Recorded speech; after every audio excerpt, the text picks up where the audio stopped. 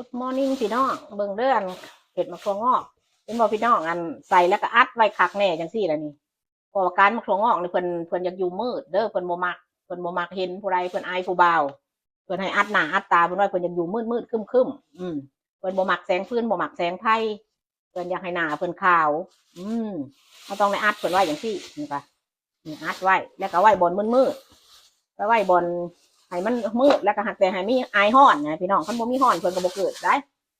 เด็กเขาก็อัดไว้3 มื้อแต่ว่าปล่อยป้าไว้ใหญ่ได้เด้3 มื้อก็เบิ่งออกก่อนเด้อต้องได้อัดคือข่อยเฮ็ดนี่แหละพี่น้องเอ้ยคือข่อยอัดให้พวกเจ้าเบิ่งนี่แหละนี่ได้อัดไว้คักๆมันสั่นส่วนบ่ได้เพิ่นบ่มักเจ้าไปไว้นี่แบบในปองเยี่ยมเพิ่นคอยเห็นหญ้าเห็นหยังเพิ่นก็ไปเป็นหญ้าเขียวคือหญ้าอีกแล้วเจ้าก็เหม็นคิ้วคือหญ้าอีกอันนี้ข้าเท้าไหวอัพจังซี่เพื่อนก็ยู่จังซี่อะไรเนี่ยเราจะเปิดให้พวกเจ้าออกเราสิเลิกก็เลิกพี่สิดึงทั้งพี่หักเพื่อนกับปูรูออกมาพี่อะไรนี่เขาก็ดึงออกเลยดึงออกแล้วเพื่อนจะมาจิกนี่เขาก็ดึงออกพอเพื่อนไม่หักตุ่งออกมาดิพี่น้องมาดิการเห็นมะกรองอกเนาะนี่ดิเดี๋ยวมึงเบิ้งอีกาซีมะกรองอกอีเรา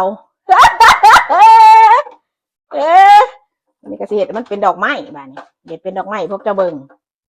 ยามหนาวเด้อพี่น้องเด้อเดียวนี่พอตอนฮ้อนนะก็บ่เห็ดมากรองพวกเจ้าเห็นก็บ่เห็ดปีนี้บัดนี้มาก็อยากเห็ดพอก็คืดยากอันนั้นนี่เด้ปีนทงมาเป็นดอกไม้ว่านี่เห็น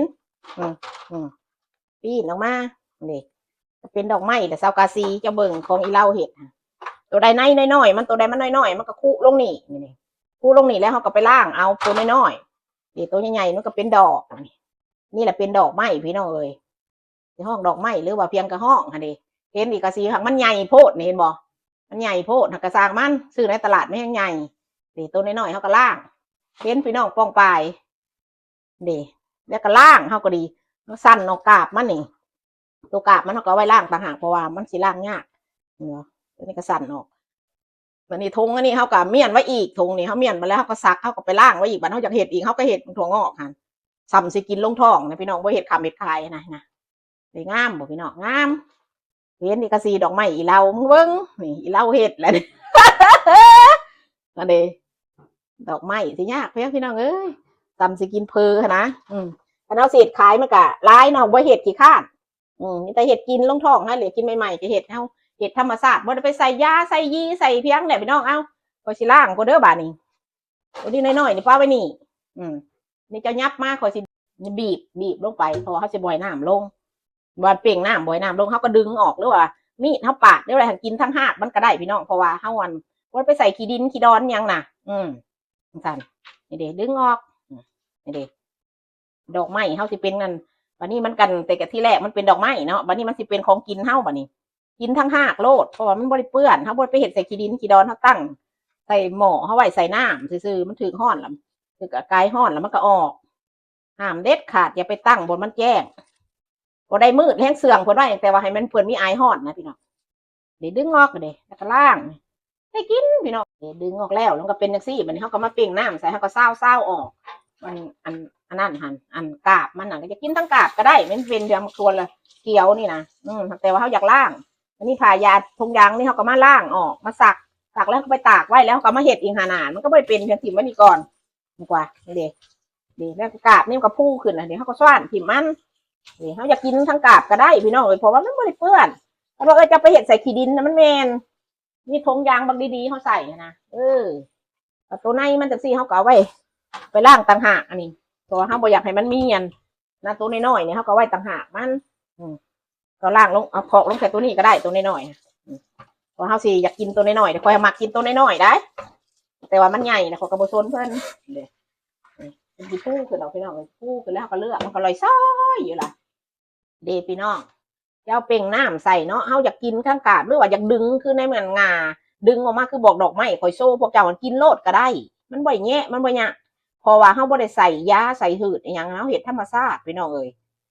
ออร์แกนิกค่ะว่านี่นะของธรรมชาติของเพื่อนเฮาเห็ดเองยังเฮากระเสือแน่ว่ามันบ่มีอย่างนะเวลาเฮาเห็ดนะเฮาล่างในมันนะคือกันก็เฮามาเข้านั่นแหละล่างในตัวใดมันซีดเฮาก็ล่างทิ่มแล้วเขาก็ไว้โอเวอร์ไนท์ว่าอากาศห้อนอยู่บ้านเฮาก็ไว้จัก3-4 ชั่วโมงแต่พวกข่อยเนี่ยมันหนาวไว้กลางคืนโลดนี่เด้วันนี้กาบมันพวกเจ้าเห็นกาบมันนี่มันเซียนอยู่ลงตารางนี่เด้ คือคอยว่าอยากกินก็กินโลดมันสิเป็นหยังเฮาเฮ็ดสะอาดว่าเฮ็ดใส่อันว่ามีขี้ดอกขี้ดินน่ะแม่นไปเฮ็ดนี่โอ้ยอันนี้น่ะเขาเจ้าเฮ็ดเขาเจ้าบ่ใส่ขี้ดินดอกอยู่เมืองไทยคือกันคอยเห็นพระบ่อนเขาเจ้าเฮ็ดอ่างคือน้ำสร้างบ้านเฮานี่เขาเจ้าเอาซีเมนต์เฮ็ดเขาเจ้าก็เข้าหันพอเพิ่นมักมืดอันนี้น่ะนั่นล่ะพี่น้องอันนี้เด้เฮาก็เซาเอาเฮาบ่จำเป็นว่าสิให้เพิ่นออกลายดอกกาบมันก็ได้นี่เด้เพิ่นกาบเพิ่นนอนนี่เฮาก็เซาซ้ำนี่นี่แต่ตัวนั้นเฮาก็เลือกเอาอืมเจ้าเห็นนี่เด้ยังเห็นอีกาสีเห็นหมู่คู่เมื่อกูคนผู้ใดติดตามข่อยต้องข่อยเห็นบ่ป้าเด้เห็นบักถั่วงอกอีเล่าบ่นี่แล้วบรรดาคามมันเห็ดน่ะนะนี่เด้แล้วบรรดาคามแขวงสวรรณเขตเด้อพี่น้องบ้านนอกข่อยก็ได้นี่ล่ะ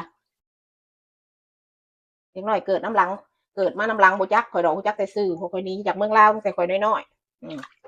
เด้พี่น้องนี่เด้เศร้าขึ้นนี่เด้อันนี้บัดนี้ข่อยก็สิเลือกแถวนี้เนาะเวลามันนั้นเฮาก็ยุบขึ้นจังซี่นี่แล้วคันมันมีกาบหลายเฮาก็อยากบีดึงออกเฮาก็ดึงออกนี่ก็บ่ยากมันมีน้ำนี่เด้มันปล่อยออกล่ะค่ะนี่นี่คันอยากกินโลดก็กินมันสิเป็นเดี๋ยวมันก็แฮงแซ่บแฮงมันเฮ็ดใจขนมนี่เขามาไว้แล้วเขาก็ไปนึ่งทั้งกาบนี่เขาก็มาบดใจขนมหวานนมวีนค่ะก็มันก็มีวิตามินกาบมันนี่ก็ได้แต่เฮาอยากให้มันสวยงามอยากให้มันงามในหูในตาเฮาก็เลยเลือกอันนี้งามบ่พี่น้องเอ้าหอมปากหอมคอนี่แหละบักถั่วงอกอีลาวบัวนี่จังซั่นล่ะบ๊ายบายก็มกขอบใจผู้ใดมาติดตามเด้อพี่น้องเด้อบักถั่วงอกเฮ็ดกินเองโอเคบ๊ายบาย